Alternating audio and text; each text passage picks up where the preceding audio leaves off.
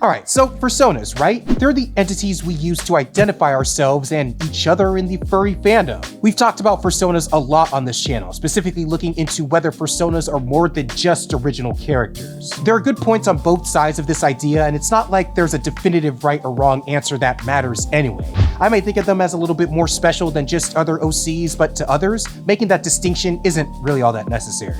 Either way, one interesting decision that does come up during the creation of a new fursona is where it comes from. Or in other words, where do the ideas behind this new fursona originate? And there are a lot of ways to think about this, but one popular way that furries describe their fursonas is with some sort of backstory, otherwise known as lore. This is very common in the general character space, where each one of your characters has a unique backstory describing why it is the way it is. But as common as it is in that community, it's not given nearly as much importance in the furry fandom. Not every fursona has complicated lore behind them. But if we're describing fursonas as our furry characters, would they benefit from having some sort of story describing their existence? Well, that's what I want to try and tackle today. I want to look at the relationship between fursonas and lore and see if there's anything between in there. Would our furry identities benefit from having such an elaborate backstory behind them, or are they just fine as they come? Well, like many things in this fandom, it kind of depends.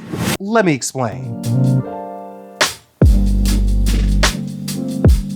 I'm sure there are some of you out there that were just like me. When I first joined the fandom and the whole online character creation community, and after seeing this word get thrown around a bunch of times, I found myself wondering, what the heck is lore? Well, the strict dictionary definition of lore is a body of traditions and knowledge on a subject that is held by a particular group, typically passed from person to person by word of mouth. In other words, it's the verbal explanation about why or how something is the way it is, typically passed down through talking to other people about it. And it's that last part, the talking part, that actually makes a big difference, because it means that lore is a special kind of history. Unlike facts that were written down in a textbook, lore is, in most cases, based on a story, since when we tell people things, it's a lot easier for things to be up for interpretation. So when we talk about lore in regards to characters, it's usually just a special way of saying that it describes a character's backstory, or how they came to be in their current state. And it's the same idea when it comes to the furry fandom. Giving our fursonas lore gives them their own backstory of how they came to be. And it's interesting because lore can help you both before and after you create your fursona. Developing a lore for your sona can help you with how you want to represent it now as your current furry identity. But it can also work in the reverse, where you start with how you want to be represented in the fandom first and build a compelling story to how that came to be. And that's what makes it kind of fun. There's a lot of freedom that comes with writing out the lore for your fursona,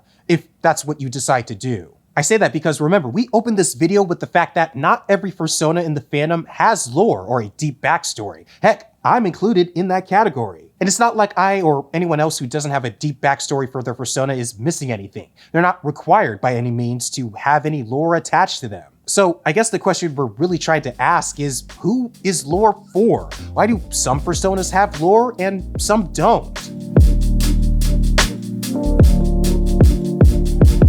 Well, obviously there are a bunch of reasons explaining what furries do with their fursonas, but when it comes to lore, things tend to boil down to two main camps. When it comes to adding extensive lore to a fursona, this makes the most sense when you are taking a character and adopting it into your fursona. Or if you think about things the way that I like to, it's actually promoting an otherwise normal original character to one that is important enough to also use as your identity in the fandom. This one is fascinating because if you like to treat your fursona as a character, meaning it's something that has its own individuality that you are now trying to use as how you want to be portrayed in the fandom, then the lore of your character gives you a basis of which to create your personality that you use with everyone else in the fandom. It's an interesting way to think about the concept of character portrayal and how you interpret the backstory that you give a character, and how you mix a little bit of your own personality into the character as well, the hybrid creation resulting in what we all call your fursona. This is also common for secondary or tertiary fursonas as well, where the primary one may be a more one-to-one reflection of who you are as an individual already, which we'll get into in a second,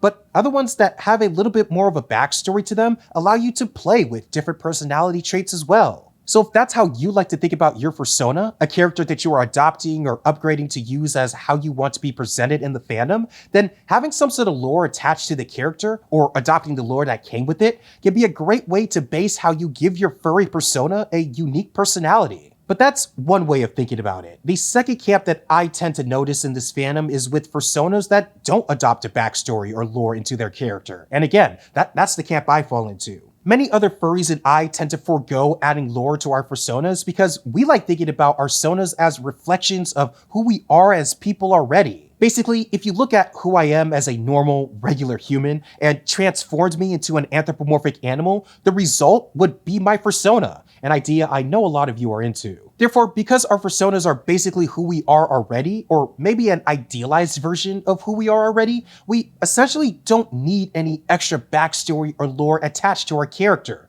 If anything, our personal history as a person is already baked into how we portray our fursonas. Now, that isn't to say that doing things this way isn't also interesting, because it is in a very different way, at least to me. Many people in this fandom do the same thing that I do and use our fursonas as an idealized version of ourselves, which in turn allows us to experiment with different ways that we want to be better at as real people. So if you put that idea into this context, we're almost creating reverse lore or inverse lore, where we have the conclusion of the backstory of our characters already mapped out, and we are currently working towards that final version with how we act as our fursonas. I don't know, I'm not a psychiatrist, so my engineering brain may be trying to fit things into where they really shouldn't, but that's what adds to the fun of thinking about our fursonas in the first place.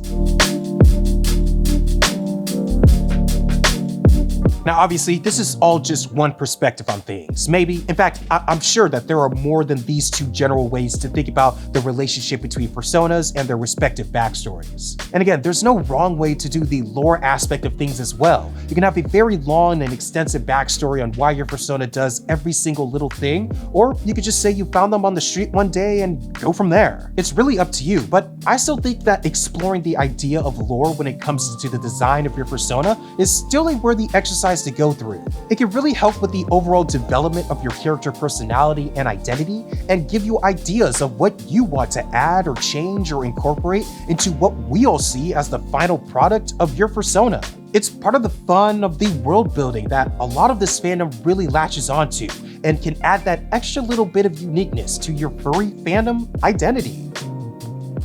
Alright, that's been it. Thank you for watching. It was a little bit of a shorter one today, but I hope you still enjoyed it. I'll catch you on the next one, but until then, stay wild out there. Peace.